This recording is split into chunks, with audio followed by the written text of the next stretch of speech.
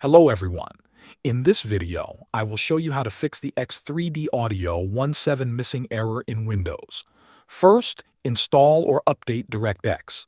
Go to the official Microsoft website and download the DirectX End User Runtime Web Installer. Once downloaded, open the file and run it. Let it install completely. After that, restart your computer so the new files are properly applied.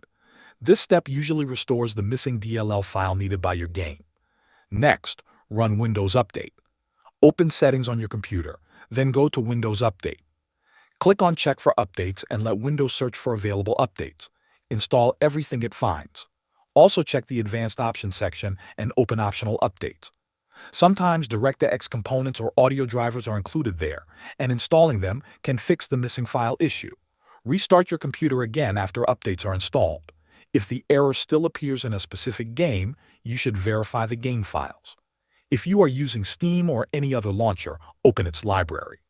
Find the game, go to its settings or properties, and select the option to verify the integrity of game files. This will scan and replace any missing or corrupted files automatically.